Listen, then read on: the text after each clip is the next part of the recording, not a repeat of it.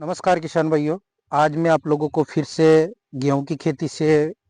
अवगत कराने के लिए आया हुआ हूं। किसान भाइयों, जैसा कि आप लोग ये प्लॉट देख रहे हो, ये प्लॉट आज से 15 दिन पहले इस प्लॉट की कंडीशन ऐसी कंडीशन थी कि इसकी जो नीचे की पत्तियां थी वो काफ़ी ज़्यादा सूखी हुई देखने को मिल रही थी और इसके अंदर कई प्रकार के फफूंद जनित समस्याओं का प्रभाव देखने को मिल रहा था। तो किसान भाइयों, मैं जैसे ही इस प्लॉट को विजिट करने आया और मैंने किसान को इसके अंदर एक फफूंदी नाशक दवा का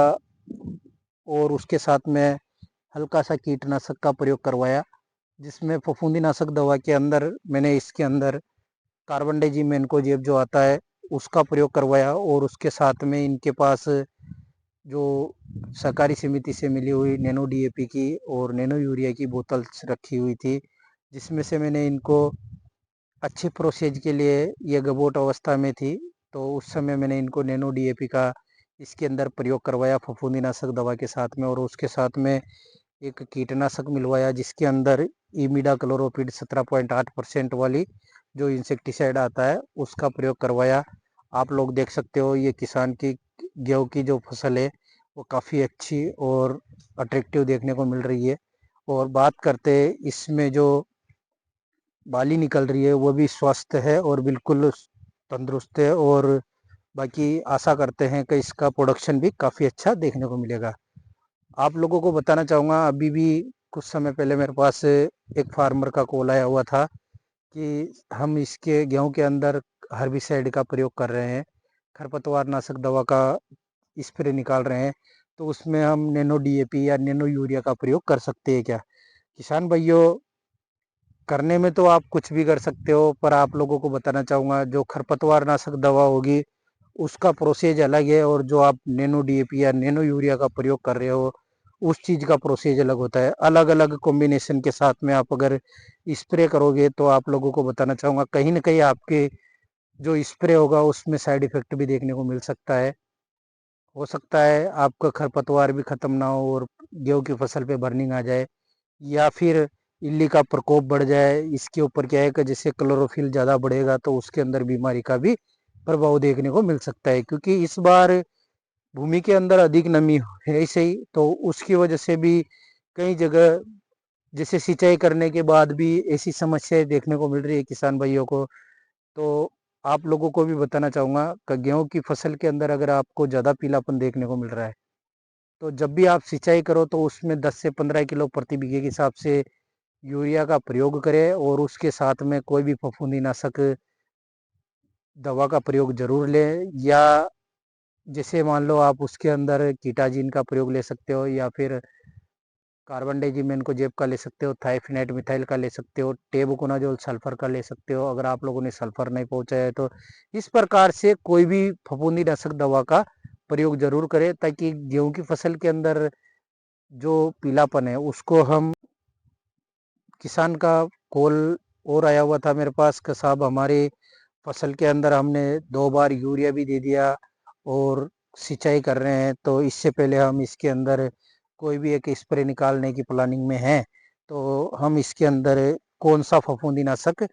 बाली के समय पे कर सकते हैं। तो आप लोगों को बताना चाहूँगा, अगर आप लोग भी अगर अपनी गेहूं की अच्छी गुणवत्ता अच्छी पैदावार के लिए अगर स्प्रे निकाल रहे हो तो उसके अंदर आप प्रोफिकोनाजोल आता है जो 25% वाला, उसका प्रयोग ले सकते हो आप, जिससे क्या है कि आपके गेहूं की फसल के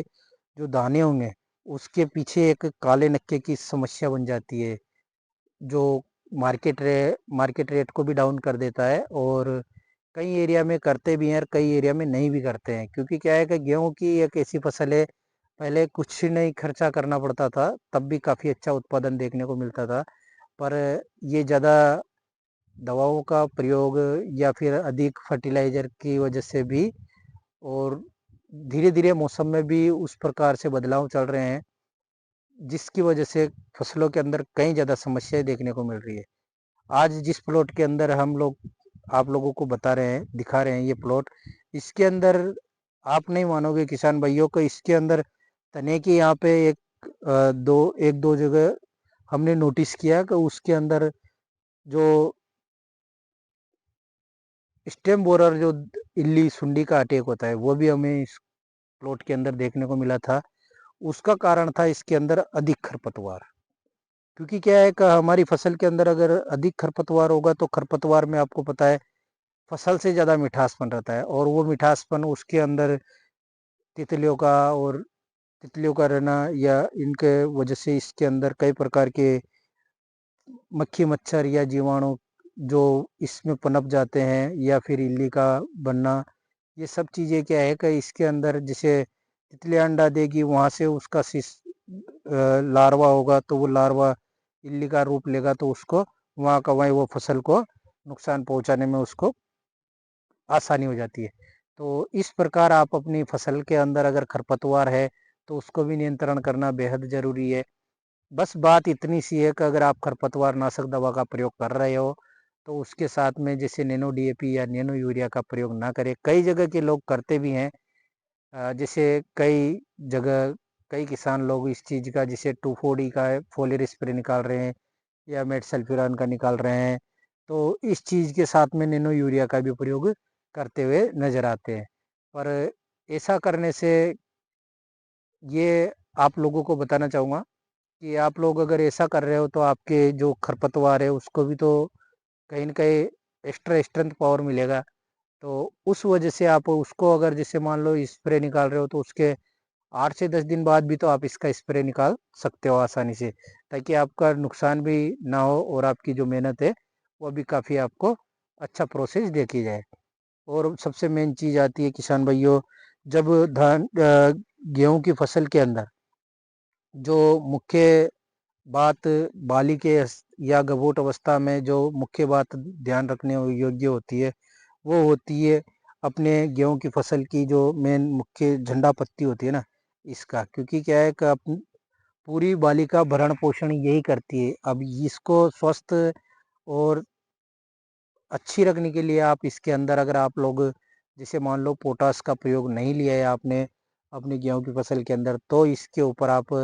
फोलियर स्प्रे कर सकते हो, जिसके साथ में आप या तो एनपीके 0050 का स्प्रे निकाल सकते हो, या फिर नैनो डीएपी का निकाल सकते हो, या फिर पोटास युक्त कोई भी उत्पाद आप लेकर अपनी गेहूं की फसल के अंदर पोटास का प्रयोग करना ना भूलें, ताकि आप लोगों की जो पैदावार होगी वो भी काफ़ी अच्छी देखने को मिलेगी और काफ़ी अच्छा आपको इसका प्रोसेस देखने को मिलेगा। अगर आप लोगों ने जो जानकारी मैंने अपने इस वीडियो के माध्यम से आप लोगों तक शेयर की है, किसान भाइयों में मैटर नहीं करता है, आप लोग भले ही अपने जैसे 10 बीघा या 1 हेक्टर या 2 हेक्टर भूमि के अंदर आपने गेहूं की फसल लगाई हुई है, तो आप 50-50 सिस्टम में आप देखकर करके देख सकते हो। इसका प्रत्यक्ष प्रैक्टिकल आपको स्वतः ही मिल जाएगा। तो आने वाले समय में आप अपने गेहूँ की फसल के अंदर उसका प्रयोग करना ना भूलेंगे। तो धन्यवाद किसान भाइयों, आशा करता हूँ आपको वीडियो अच्छा लगेगा। अगर अच्छा लगे तो अपने मिलने वाले किसान मित्रों को ज़रूर शेयर करिएगा। और बाकी मैं मोहित कुमार सुमन, मेरा मोबाइल नंबर है 9784527713। मैं ऐसे आप लोगों को हर समय अलग-अलग फसलों से संबंधित अपडेट अपने यूट्यूब चैनल पर पहुंचाता रहूँगा, और आप चैनल पे नए हो तो चैनल को सब्सक्राइब करना ना भूलें, साथ में बेल आइकन ज़रूर दबाएँ। धन्यवाद साहब। जय जवान, जय किसान।